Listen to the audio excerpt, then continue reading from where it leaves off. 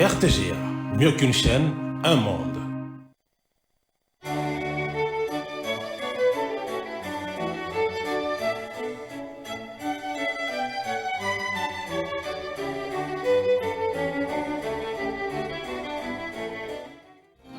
Ce journal vous est offert par Tango Protection.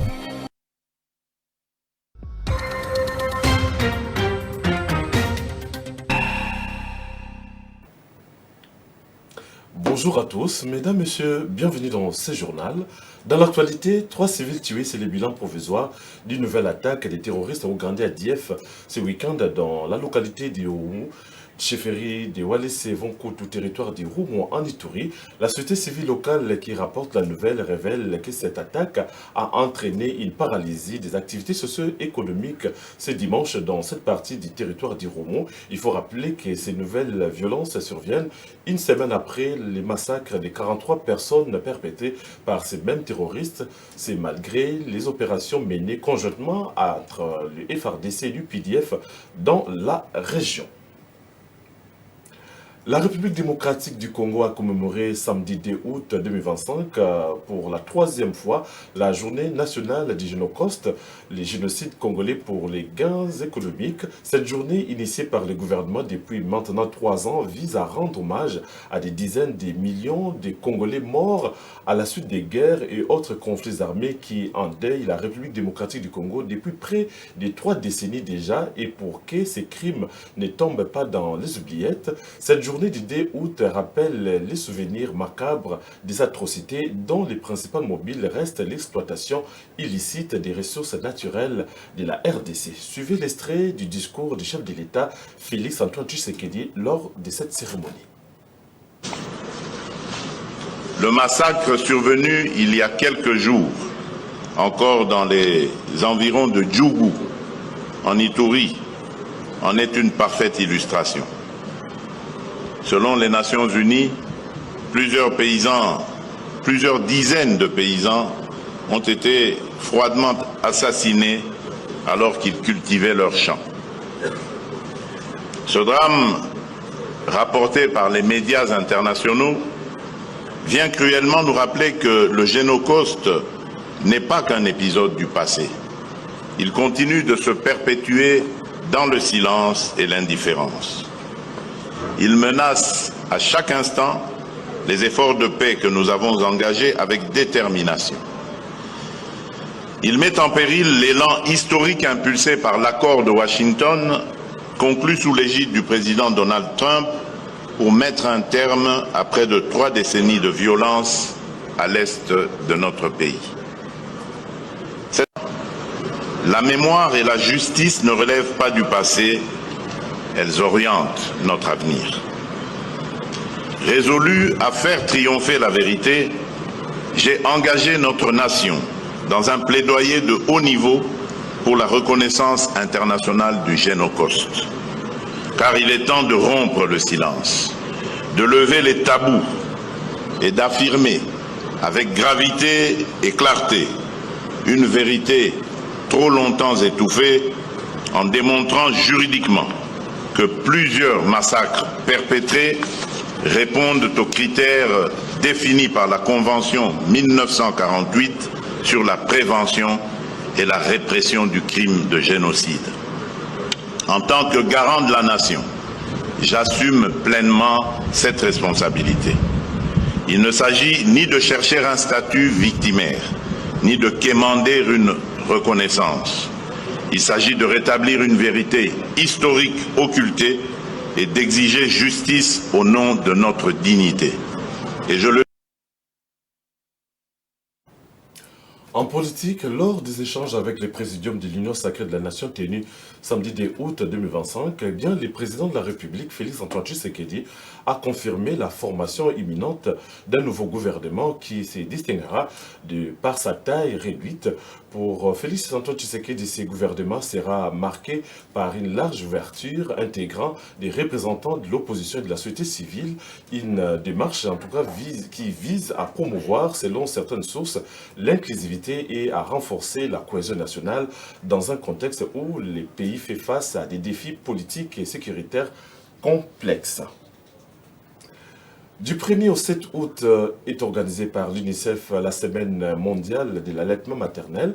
Elle vise à promouvoir et encourager l'allaitement maternel inclusif pendant 6 premiers mois de vie du nourrisson. Cet événement est célébré dans plus de 170 pays pour soutenir les mères qui allaitent et encourage les environnements favorables pour partager les informations sur les avantages de l'allaitement maternel. Les bienfaits de la pastèque, fruits rafraîchissants et hydratants, sont révélés le 3 août de chaque année à l'occasion de la célébration de la journée internationale consacrée à ces fruits. Il faut le savoir, les nutritionnistes et professionnels de santé soulignent la richesse nutritionnelle de la pastèque selon son rôle dans une alimentation saine et son impact positif sur l'hydratation. Elle est composée, la pastèque bien sûr, d'environ 92% d'eau qui fait d'un excellent choix pour rester hydraté pendant la période de forte chaleur. Maintien des élèves enceintes à l'école en République démocratique du Congo, l'UNICEF salue cette décision du gouvernement congolais et la considère comme une pierre angulaire de l'égalité des sexes.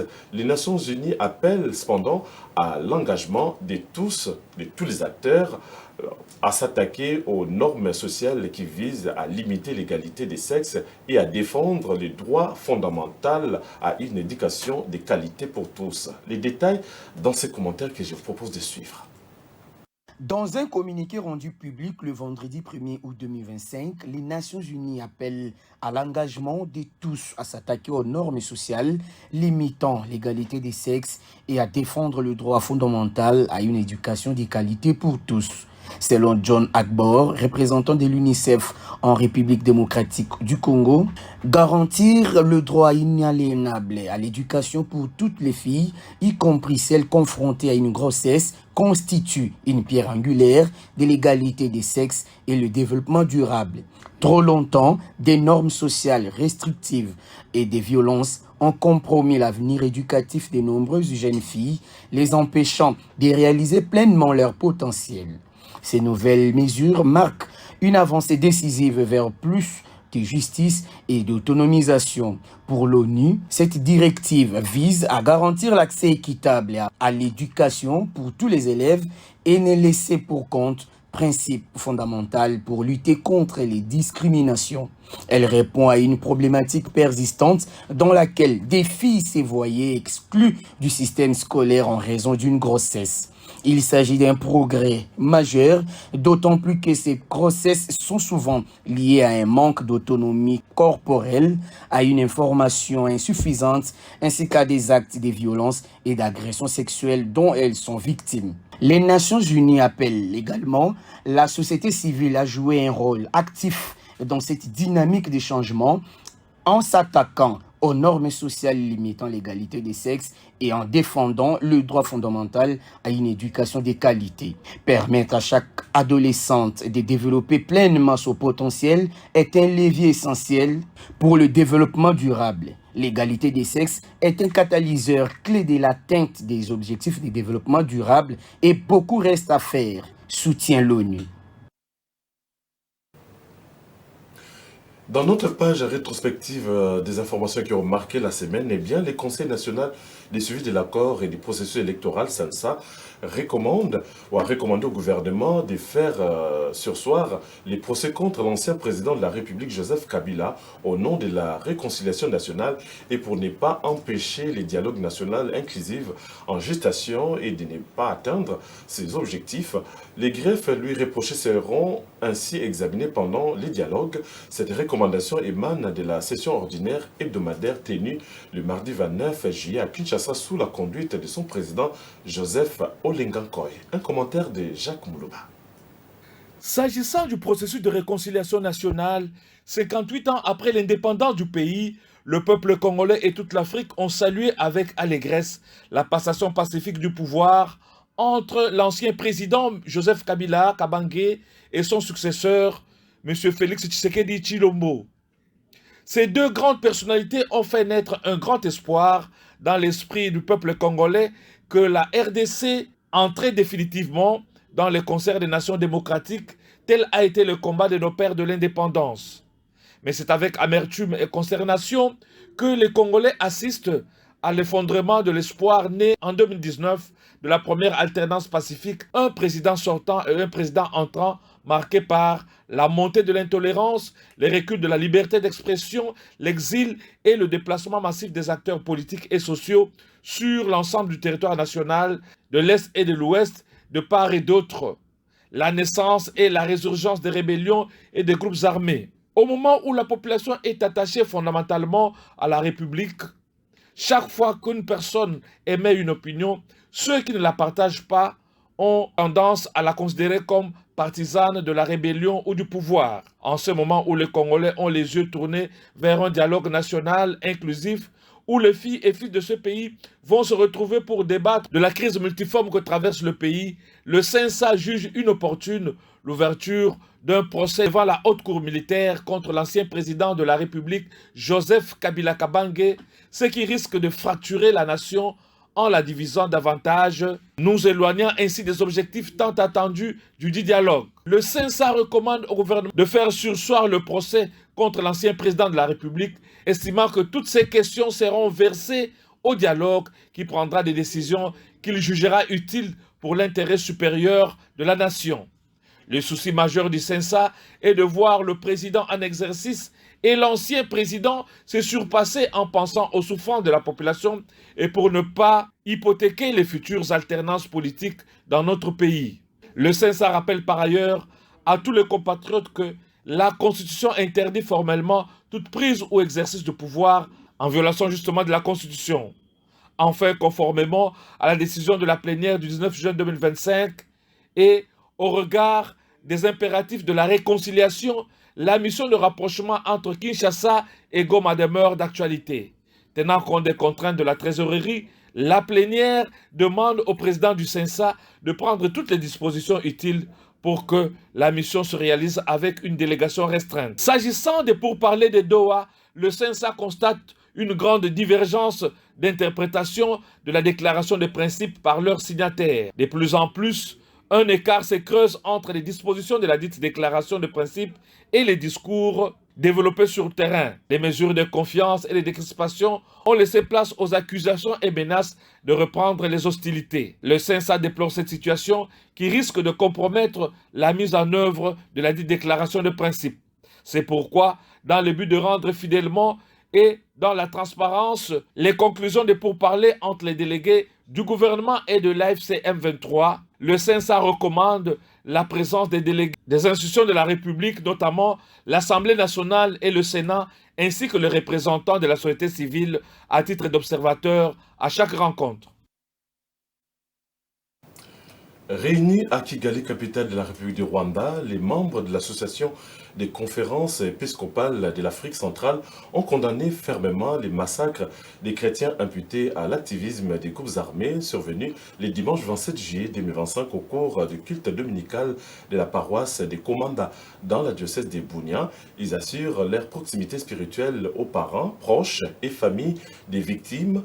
Pour la CAC, ces massacres est une énième illustration de la banalisation de la vie qui caractérise certains milieux de la sous-région des Grands Lacs depuis plus de 3 décennies, avant de recommander à tous les chrétiens de la sous-région de ne pas céder à la désespérance par rapport à l'extrémisme sous toutes ses formes qui affectent et endeuillent les populations et les communautés.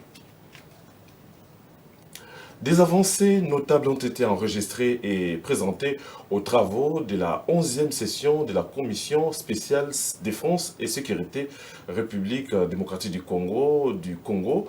Voilà, les deux pays ont sanctionné ces assises par la signature du règlement intérieur de la Commission défense et sécurité et par une feuille de route pour démilitariser les îles disputées. Suzy Kibira Omari nous en dit plus dans cet élément. Les travaux conjoints entre la République démocratique du Congo et la République du Congo ont fermé leurs portes, marquant une étape importante dans le renforcement de la coopération bilatérale en matière de sécurité, de gestion des frontières et de développement transfrontalier. Pendant 3 jours, les délégations des 2 pays ont pris part aux travaux de la 11e session de la Commission spéciale de défense et sécurité RC-RDC, ainsi qu'à la 10e session de la Commission technique mixte en matière de frontières. Ces assises ont été sanctionnées par plusieurs signatures d'actes, parmi lesquels un accord cadre de coopération transfrontalière, la signature du règlement intérieur de la Commission défense et sécurité, ainsi que des feuilles de route pour la démilitarisation des îles disputées, l'opérationnalisation des points d'entrée officiels et la poursuite des travaux de démarcation sur une distance de 150 km dès septembre 2025. Je réitère mes remerciements au gouvernement de la République du Congo pour les facilités et les commodités offertes en vue de la réussite des présentes assises ici à Oyo, dans le magnifique département de la Cuvette. À tout seigneur, tout honneur, je réitère les hommages mérités à leurs excellences, messieurs Denis Sassou Nguesso, président de la République du Congo, et Félix-Antoine Tshisekedi Tshilombo, président de la République démocratique du Congo, pour avoir permis la tenue de ces assises et pour leur leadership en vue de juguler les questions de défense et de sécurité qui surgissent le long de notre frontière commune. Parmi les avancées notables figure la signature d'une convention de coopération décentralisée pour la mise en place d'un marché forain transfrontalier entre Kwamouth, Maïndombe en RDC et Gambé, département du Poul au Congo-Brazzaville. Il s'est clôturé depuis le jeudi 31 juillet 2025 les épreuves de l'examen d'État édition 2024-2025. Ces élèves du cycle humanitaire ont terminé la session ordinaire par des cours de langue. À Kinshasa comme ailleurs, l'ambiance était marquée par la satisfaction, la solidarité et l'espoir, notamment pour les déplacés des guerres venues de l'Est de la République démocratique du Congo. Elvis Ebama pour les constats. C'est jeudi 31 juillet 2025, les candidats à l'examen d'État édition 2024-2025 ont clôturé la session ordinaire de ces épreuves avec les cours des langues, marquant ainsi la fin des 4 jours des tests d'évaluation des finalistes du cycle secondaire sur l'ensemble du territoire national. À Kinshasa, au centre du collège Saint-Joseph, situé dans la commune de la Gombe, les élèves ont exprimé leur satisfaction quant au bon déroulement de ces épreuves. Au début, tout a été facile, même hier, au moment où je m'attendais à une probable difficulté, eh bien, c'est le contraire qui s'est affiché à mon égard. Donc, pour moi, les impressions sont excellentes. Durant ces 4 jours, ça s'est très bien passé. Vu que c'est la première fois de passer les épreuves des exétats, au début, c'était un peu compliqué pour nous. On stressait, nous avons manifesté la peur, mais pendant le jour restant, nous nous sommes sortis et nous avons bien travaillé. Parmi ces finalistes rencontrés figurent également des élèves déplacés des guerres en provenance de l'Est du pays. Victimes de la guerre d'agression, ces finalistes ont aussi manifesté leur joie vis-à-vis de l'accueil chaleureux qui leur a été réservé de la part de leurs camarades de Kinshasa. Je remercie le ministère de l'Enseignement qui s'est occupé aussi des gens qui venaient du sud Kivu et de Nord Kivu. Ils ont juste fait 4 mois d'études, mais ils ont bien passé leurs examens d'État, leurs épreuves. Vous savez, des fois c'est difficile de venir faire l'examen pendant qu'on a violé ta mère, pendant qu'on a tué ton petit frère ou ta petite soeur. Vraiment, ça fait mal au cœur, mais du coup, on n'a pas le choix, on n'a qu'à leur dire courage et force à eux. La clôture de cette session ouvre désormais la voie aux étapes de la correction des copies qui est prévue du 5 au 20 août 2025 et de la publication officielle de résultats qui interviendra entre les 25 et les 30 août 2025, soit après 30 jours selon les calendriers annoncés par les ministères de l'enseignement primaire, secondaire et technique. Et nous apprenons que le ministère de l'Éducation nationale et des Nouvelles Citoyennetés annonce la publication imminente des résultats de l'examen d'été édition 2025. Sur ce, il invite en tout cas le candidat à suivre les comptes officiels du ministère de l'Éducation nationale pour plus d'informations. Mesdames, Messieurs, ce journal est terminé. Merci de l'avoir suivi. Je vous retrouve prochainement. D'ici là, portez-vous bien. Au revoir. Ce journal vous a été offert par Tango Protection.